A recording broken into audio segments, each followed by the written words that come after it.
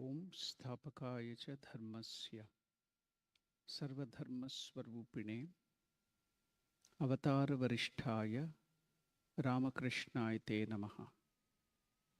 Offering my Sastanga Pranam at the feet of Sri Ramakrishna, Mother Sharda Devi and Swami Vivekananda, I offer my heartfelt namaskar to all of you.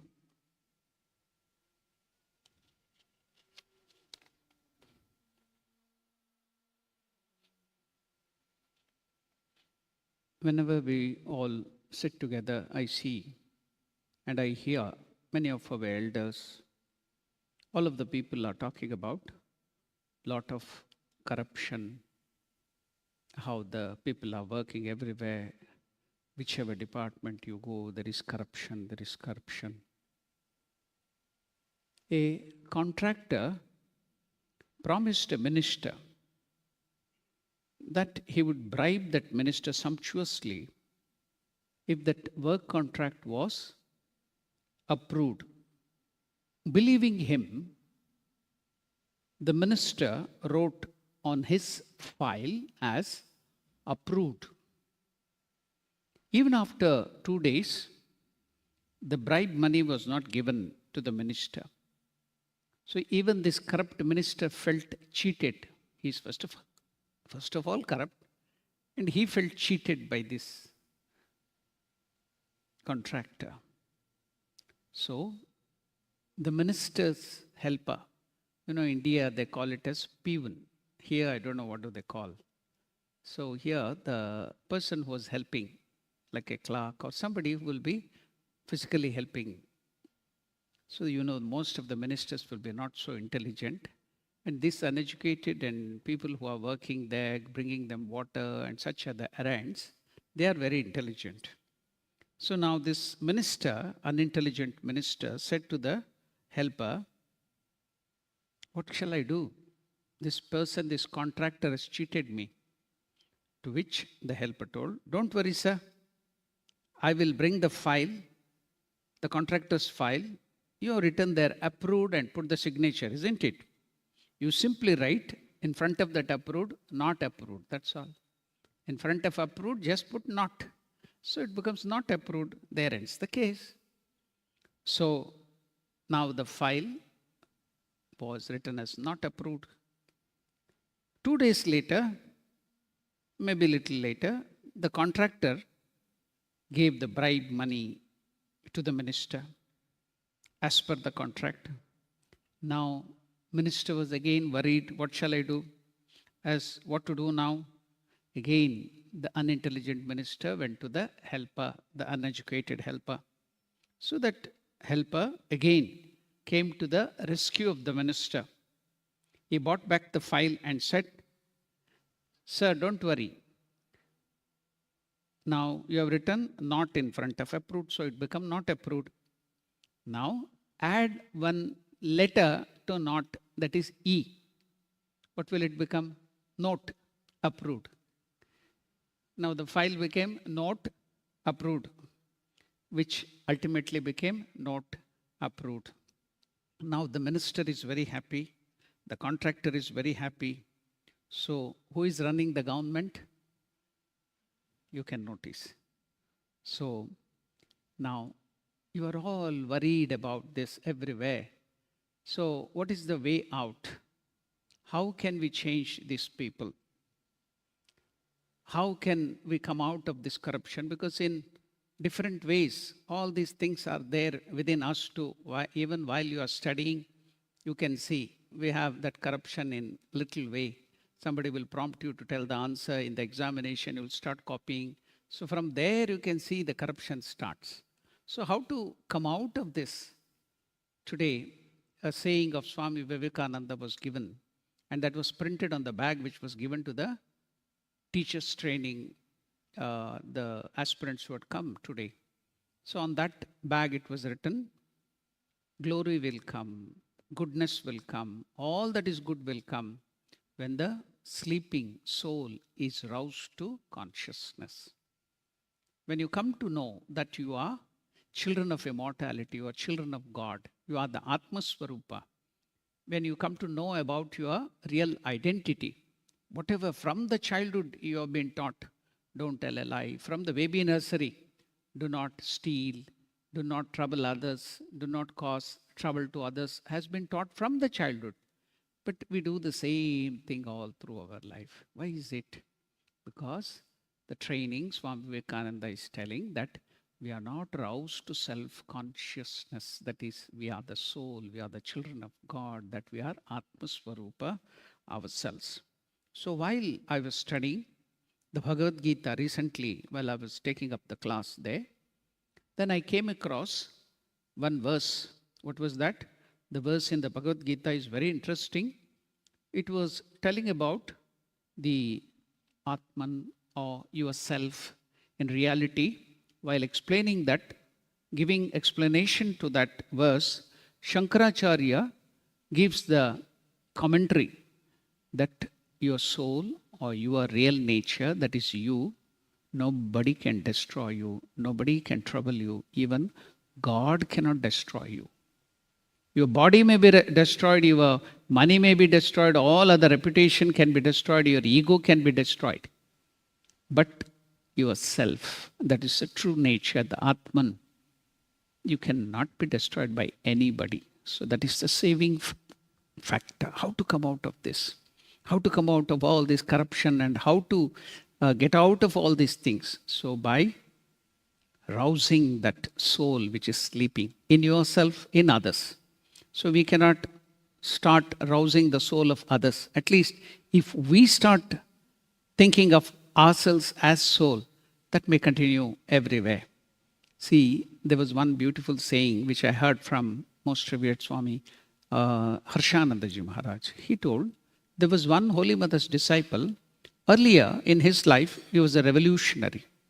He used to fight the British not by Gandhiji's Ahimsa Marga, but by arms and ammunition, by bombs, by guns and other things. So he used to practice sword fighting, used to practice firing from the bullet and making bombs and all the other things. Later on, when he came in touch with Master's teaching and in touch with Holy Mother, he got transformed. Then he became a monk. So now Mother had initiated him. So once Harshanandaji Maharaj met him and asked him, how are you practicing to fight with the sword and other things? So in the beginning, they used to train all the other revolutionaries, the other people who used to fight against the British with wooden swords. Then after that, with the real swords. So then Swamiji, with great consternation, asked him, if you are fighting or learning to fight with the real sword, it would be very sharp. Would it not kill you or hurt you? You would have died. Then that Swami replied, so what if I would have died? One more fool has been reduced on this earth. That was the reply. One more fool would have been less on this earth. So if we rouse ourselves and know that we are the self, one more fool is less to this earth, isn't it?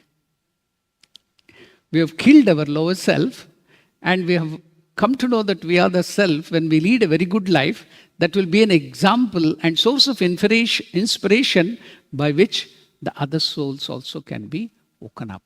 What a grand idea.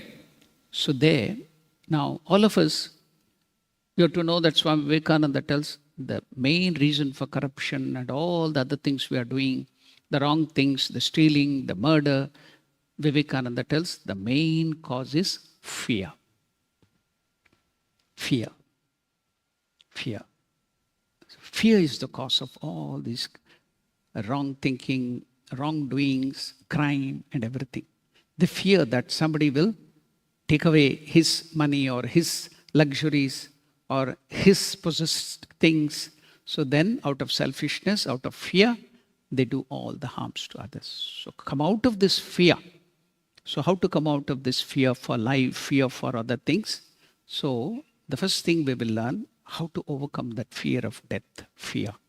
So there, in Bhagavad Gita, we tell, Lord Krishna explains about this death, how to overcome. You should not worry about your death. You should not worry about your losing this body. He tells, Vasamsi jirnani yatha vihaya navani grunhati naroparani Yatha tatha sharirani vihaya jirnani anyani sanyati navani dehi. So what is the meaning of this beautiful verse told by Sri Krishna in the Bhagavad Gita? As the embodied person throws away a worn out garment or a dress and puts on a new one, so does the embodied self, that is we all of us, discard worn out bodies and adopt the other new ones. So when we give up this useless body, when it is not useful to fulfill our desires or to get our higher goal, that is God realization, then the soul discards, gives up this and takes a new body. So giving up that old garment like this body is called, according to Lord Krishna, it is called as death. Throwing away, that's all. Then taking a new garment, putting on a new body to enjoy this world for the worldly people, to enjoy the pleasures of this world. Or for the higher people who are at a higher level, who want to realize God, then they take up a new body to do the sadhana, spiritual practice and realize God. So that is again birth. They take a new garment or a new body. That is birth. So Lord Krishna made it so simple that we are all souls. We are all Atman. So death is nothing but just giving up, throwing away that garment. So now in that beautiful explanation about this, Swami Ranganathanandaji Maharaj, he tells about this incident from the life of Swami Vivekananda. When Vivekananda passed away on 4th July 1902 at Belur Mutt near Calcutta, a little after 9 p.m., there was another direct disciple of Ramakrishna whose name was Swami Ramakrishnananda. He was living in Chennai. Now presently, then it was called Madras in that center. So when Swami Ramakrishnanandaji, who was in Madras, who was known as Shashi, because his earlier premonastic name was Shashi Bhushana Chakravarti Shashi, had a clear vision there in Chennai. What was that? That very night, after 9 o'clock, he heard Swami Vivekananda appearing to him and telling him. So, Vivekananda has given up his body in Calcutta. Here, he shows up in his form, subtle form, and tells Ramakrishnanandaji, whose old name was Shashi, Vivekananda used to address him as Shashi. Shashi, I have spat out my body. And next day, the telegram announcing Vivekananda's passing away came from Calcutta. So these great souls, they could just discard this body. They could decide, even Vivekananda decided the time and the date, seeing the almanac, and then gave up his body in meditation. So you too have that capacity. Everyone have that capacity. Only we have to raise ourselves to that consciousness that we are the soul. So by practice and by renunciation, you can get everything, anything. Nothing is impossible. So if Vivekananda could do that, you too can do it. As Swami Vivekananda himself puts it, if the Rishi of the yore had realized that, and if you cannot realize it, then that is false. If the Rishi of the yore had realized something, then you too can realize that. That possibility is there in every one of us. So when we hear that, you see, we feel so safe. All that will come, goodness will come, glory will come, all the bad things will go away when you rouse the sleeping soul to conscious state. So that is told by Krishna. While explaining about that, I took the explanation of Swami Vivekananda for another beautiful verse, the next verse in the Bhagavad Gita. And what was that? Nainam chindanti shastrani, nainam dahati pavakaha, na chainam kledayantyapo, na shoshayati marutaha, achedyoyam adahyoyam akledyo shoshya evacha, nityaha sarvagataha stanuho, achaloyam sanatanaha. This self of yours, your true nature, the self, as Krishna is telling, it cannot be cut by weapon. It cannot be pierced by anything, by the weapon. It cannot be burnt by fire, nor cannot be drowned by water, nor dried or destroyed or killed by wind. Unmoving, immovable, this self is eternal. Yourself, that is yourself, Atman, is eternal. You are of the nature of eternal nature. So here, Vivekananda, he goes on to explain. So then, the Hindu believes that he is spirit, that is Atman. Him, you, the soul, that the real nature, the body can be cut. Your body can be cut, but the body can be burnt. The death is only for your garment, the body. But your true nature, the Atman, this child of immortality, you are immortal self. So we Hindus believe that we are the spirit, we are the Atman. Him the sword cannot pierce, him the fire cannot burn, him the water cannot melt, him the air cannot dry. The Hindu believes that every soul is a circle whose circumference is nowhere. There, Lord Krishna gives the example of a garment. Yeah, we felt so relieved. Yeah, we are the Atmaswarupa. This body is only dying. We are not going to die. We are the true self. That was a wonderful, beautiful example. At least intellectually, we have taken away some fear from us. Now, Vivekananda explains this with another beautiful example. That is, he will take the help of geometry. Go back to your primary school days or your high school days or wherever you learned geometry. So in geometry, you have heard about circle. And in the circle, you have read about the center. Then you have read about the circumference, radius, diameter, and also pi. You know the value of pi, 22 by 7.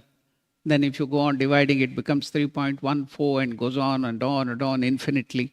So what else have you done? Pi r square, 2 pi r, all that thing you have learnt in your geometry class. Now taking the help of this geometry and the circle, now Vivekananda takes the help of the soul and he explains about God. It's very interesting. Let us go through that. What is the nature of this soul? Your soul, your Atman is omnipotent. That is all powerful. That's why Vivekananda tells there is nothing impossible for you. You can do anything and everything. You have infinite strength in you. All of you. That's what Vivekananda is telling. So you are omnipotent, all powerful, and you are omnipresent. You are everywhere. There is no place where you are not. Spirit has neither, that is Atman, has neither length nor breadth nor thickness. How can it be said that you are here and there? But this body, your body falls off. The soul works through this body. If this body falls off, it will take up another body and it will work through that. Now, he will come to geometry. Your soul or Atman is a circle. How? Which the circumference is nowhere.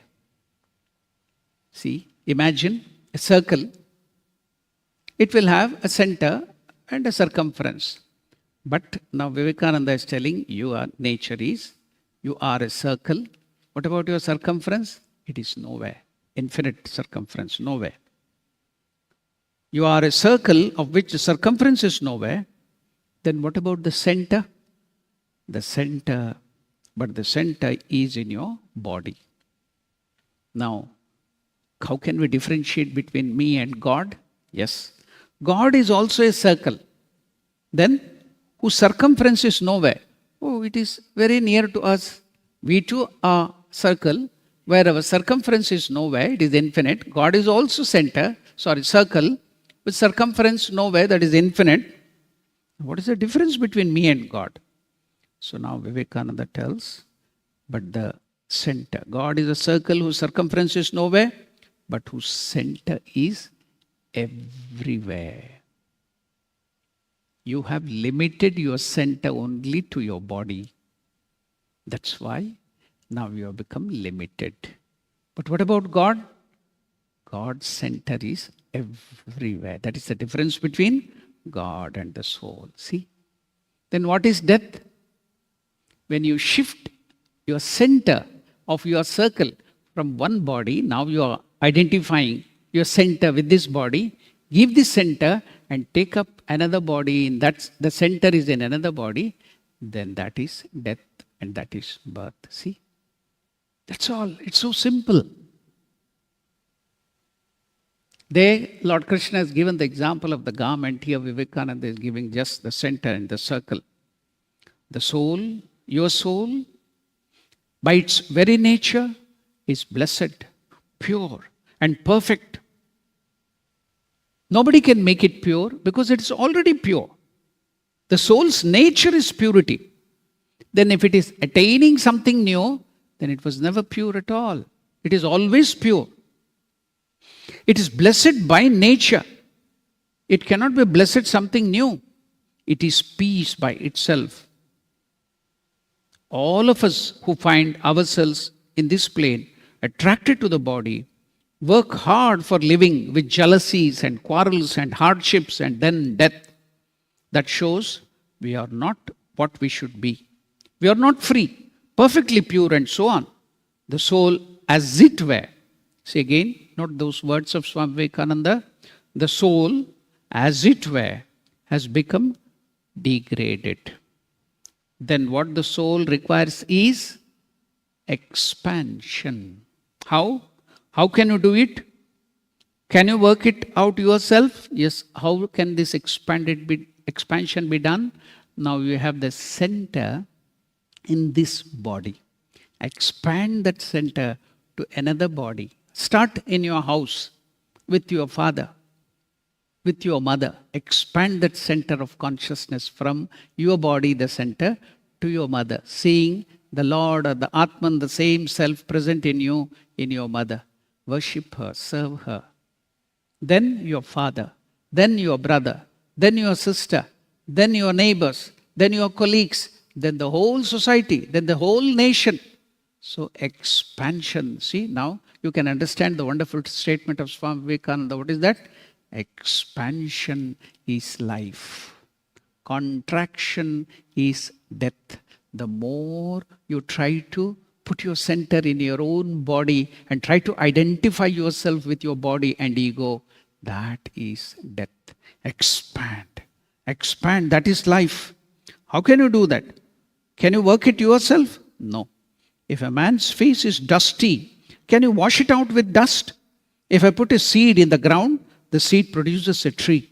The tree produces a seed.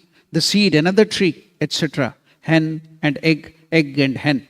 If you do something good, you will have to reap the result of that. If you do anything bad, you have to reap the result. Be born again and again and be sorry. Once started in this infinite chain, you cannot stop. You go on, up and down, heaven and earth and all these bodies, there is no way out. Then how can you get out of all these things? And what are you here for? One idea is to get rid of misery. Why have we come here then? What is the goal of our life? Vivekananda tells to get rid of misery. I've heard a statement by some great soul. What was that? We are not spiritual beings. We are not earthly beings. Come here to this earth to have some spiritual experience. But we are all spiritual beings, come to this earth to have little earthly experiences. So now, what is to be done? Then how can we get rid out of this? What is our goal of this life? The idea is to get rid of misery. We're all struggling day and night to get rid of misery.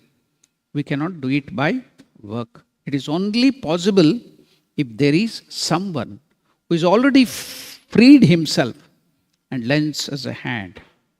Now, the rishis of the Upanishad declares in one of the Upanishad, Shunmantu Vishve Amrutasya Putraha Aye Damani Divyani Tastuhu Vedahametam Purusham Mahantam Aditya Varnam Tamasaf Parastat.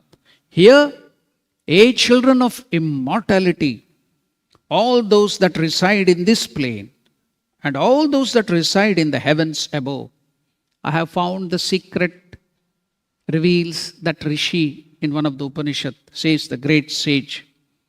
This is told by none other than Swami Vivekananda. I have found him who is beyond all darkness.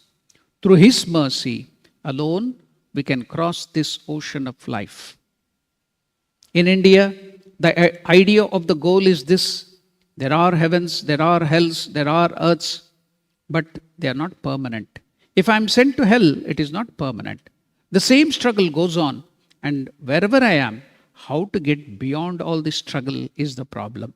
If I go to heaven, perhaps there will be a little bit of rest, and more pleasure, and more facilities. That's all. If I get punished for my misdeeds, then that also cannot last forever. The Indian ideal is not to go to heaven or get out of this earth or get out of the hell and get out of the heaven. What is the goal? Your goal is freedom. You must all be free. The glory of the soul is covered up. It has to be uncovered again. The soul exists. If it is everywhere, where shall I go? Where shall it go? Where can it go? It can only go where it is not. If you understand that it is ever present, there will be perfect happiness for ever afterwards. No more births, no deaths, no more disease. The body itself is the biggest disease. Now finally, Vivekananda tells, who is that person whom we have to take the help from? Then Vivekananda tells, it is by worshipping God, who is your indweller. Worship, by worshipping the Lord, the soul, who by his very nature is ever present, pure, perfect. There cannot be two almighties. So there cannot be many souls. He is present in you, and you are that. Now, by worshipping this omniscient, omnipresent, above all, he is pure love. So, how is the soul to attain this perfection? How can you attain this perfection and freedom? By worshipping him, says Swami Vivekananda. So, with these two examples, garment, you should always remember when you get the fear of death. First thing, death is nothing but changing the garment called the body. Another thing, beautiful example given by Swami Vivekananda is the circle. You are the circle with no circumference, but you have the center in your body. What is the difference between you and God? God is also a circle with infinite circumference, no circumference, but center everywhere. So now you have to expand your center everywhere, even by living. You need not wait for your death until you die to get freedom. Now you can become free. How? Expanding yourself, trying to see the same self in every one of the family, outside, colleagues, in your people from your nation, whether they are good or bad or criminals. So if you can expand your eye into everybody, then you also can become God yourself. That's why Vivekananda tells, unselfishness is God. Selfishness is demoniacal. Unselfishness is God. So if you become unselfish, then you become one with God. Om Shanti Shanti Shanti Harihi Om Tat Sat. Shri Ramakrishna Arpanamastu.